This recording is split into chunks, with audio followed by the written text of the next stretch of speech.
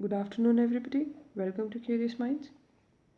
आज हम स्टार्ट करेंगे chapter number 1 resources and development, जो कि हमारी ज्योग्राफी की बुक से है ऑफ क्लास 10th। इस चैप्टर को हम दो पार्ट्स में डिवाइड करेंगे, दो पार्ट्स में पढ़ेंगे। आज हम पहला पार्ट पढ़ेंगे वीडियो का, और चलिए इसे स्टार्ट करते हैं। तो सबसे पहला हमारे पास क्वेश्चन आता है, what is a resource and give some examples. Resource वो चीज़ है या संसाधन है जो हमें इन्वायरमेंट से मिलता है हमारी नीड्स को सेटिस्फाई करने के लिए, प्रोवाइडेड वो 3 कंडीशंस को पूरा करे। सबसे पहले टेक्नोलॉजिकल एक्सेसिबल होना चाहिए, हमारे पास वो टेक्नोलॉजी होनी चाहिए उसे एक्सट्रैक्ट कराने के लिए। इकोनॉमिकली फीजिबल होना चाहिए, हमारी कंट्री के पास या हमारे पास उतना अमाउंट होना चाहिए, इकोनॉमी होनी चाहिए ताकि हम उसे यूज़ कर पाएँ, यूटिलाइज़ कर पाएँ। और कल्चरली एक्सेप्टेबल होना चाहिए, हमारे नॉर्म्स, हमारे ट्रेडिशंस, सोसाइटी के या कम्युनिटी के उस रिसोर्स को एक्सेप्ट करने चाहिए।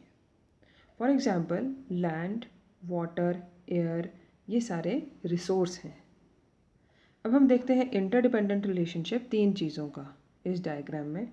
नेचर जो कि फिजिकल एनवायरनमेंट है, इंस्टीट्यूशंस एंड टेक्नोलॉजी। और आप देख सकते हैं ह्यूमन बींग्स जो इन तीनों को यूटिलाइज कर रहे हैं। नेक्स्ट क्वेश्चन आता है हमारे पास, classification of resources.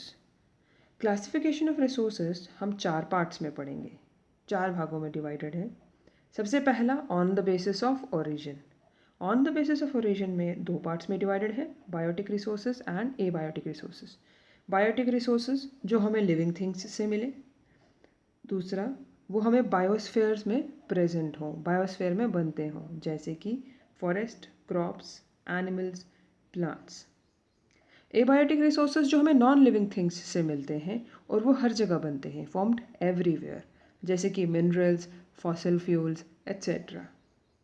Next classification का बेसिस है हमारे पास exhaustibility. On the basis of exhaustibility resources 2 parts में डिवाइडेड है, renewable resources and non renewable resources.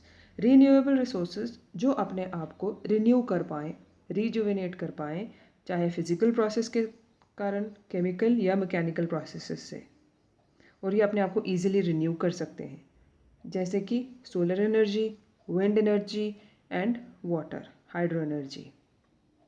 Non renewable resources वो होते हैं जिनको बनने में और वापस आने में एक बहुत ही लंबा जियोलॉजिकल टाइम स्केल लगे, जैसे कि मिलियंस ऑफ ईयर्स लगे उनको फिर से फॉर्म होने में, अगर वो ख़त्म हो जाए, एग्जॉस्ट हो जाए तो। जैसे कि minerals, fossil fuels. Fossil fuels में आते हैं आपके कोल, पेट्रोलियम, तो ये आते हैं नॉन रिन्यूएबल रिसोर्सेज में। नेक्स्ट क्लासिफिकेशन का बेसिस है ownership. On the basis of ownership resources को हम 4 पार्ट्स में डिवाइड करते हैं। इंडिविजुअल रिसोर्सेज, ये वो रिसोर्सेज हैं जो प्राइवेटली कोई ओन करता है, इंडिविजुअल्स, कोई एक person, in the form of land, houses या प्लॉट्स। नेक्स्ट आता है कम्युनिटी रिसोर्सेज। कम्युनिटी रिसोर्सेज एक कम्युनिटी या एक सोसाइटी के सारे मेंबर्स के लिए एक्सेसिबल होता है, यूज़ कर सकते हैं, जैसे कि पार्क्स, पिकनिक स्पॉट्स या प्लेग्राउंड्स। नेक्स्ट है हमारे पास नेशनल रिसोर्सेज।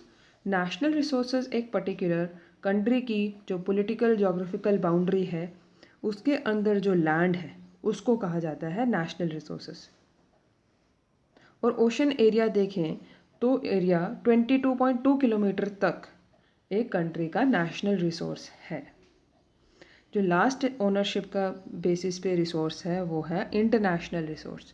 इंटरनेशनल रिसोर्स में ना ही कोई इंडिविजुअल, एक इंसान, ना ही कोई कंट्री उसे यूज़ कर सकती है, और उनको रेगुलेट करने के लिए हमें इंटरनेशनल इंस्टीट्यूशंस चाहिए। तो ये आगे क्लासिफिकेशन हमारी ओनरशिप पे। लास्ट क्लासिफिकेशन है हमारी on the basis of the development. Development के बेसिस पे 3 पार्ट्स में डिवाइडेड है। Potential resource. पोटेंशियल रिसोर्स वो रिसोर्स है जो एक रीजन में मिलते हैं, किसी एरिया में मिलते हैं, लेकिन हमने अभी तक उन्हें यूटिलाइज अच्छे से नहीं किया, पूरी तरह से नहीं किया। उस जगह पे पोटेंशियल है उन रिसोर्स का, जैसे कि आप देख सकते हैं राजस्थान एंड गुजरात में विंड एंड सोलर एनर्जी का पोटेंशियल है, but we have not utilized yet, तो it becomes potential resources. Next developed resources. Developed resources जिन रिसोर्सेज को हमने सर्वे किया, मैप किया, और उन्हें एक्सट्रैक्ट किया, और on the basis of the technology by the use of it हमने उन रिसोर्स को यूटिलाइज भी किया, तो वो बन गए हमारे डेवलप्ड रिसोर्सेज। जो लास्ट रिसोर्स टाइप है वो है स्टॉक। स्टॉक वो रिसोर्स है जिसमें पोटेंशियल बहुत है ह्यूमन नीड्स को सेटिस्फाई करने का, बट हमारे पास टेक्नोलॉजी नहीं है उसको एक्सेस करने की। एग्जाम्पल में देख सकते हैं, हमारे पास अबंडेंस ऑफ वाटर है, और जिन चीज़ों से वाटर बनता है H2 और O2 हाइड्रोजन ऑक्सीजन, वो रिच एनर्जी सोर्स हैं। तो हमें उसके लिए टेक्नोलॉजी चाहिए ताकि हम उस रिसोर्स का पोटेंशियल पूरी तरह से बाहर निकाल पाएँ। तो ये आ गया हमारे क्लासिफिकेशन ऑफ रिसोर्सेज। तो आज की वीडियो का जो लास्ट क्वेश्चन है वो है व्हाट इज़ रिसोर्स प्लानिंग और व्हाई इट इज़ एसेंशियल।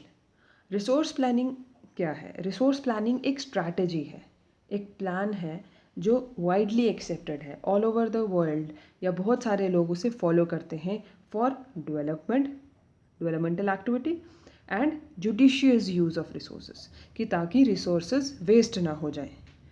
इसीलिए ये एसेंशियल क्यों है, रिसोर्स प्लानिंग एक स्ट्रैटेजी एसेंशियल क्यों है?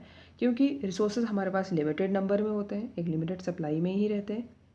और दूसरा कि जो इंडिया है, इंडिया के पास डाइवर्सिटी ऑफ रिसोर्सेज अवेलेबल हैं, लेकिन हमारे पास उनको एक्सेस करने का फुल पोटेंशियल नहीं है।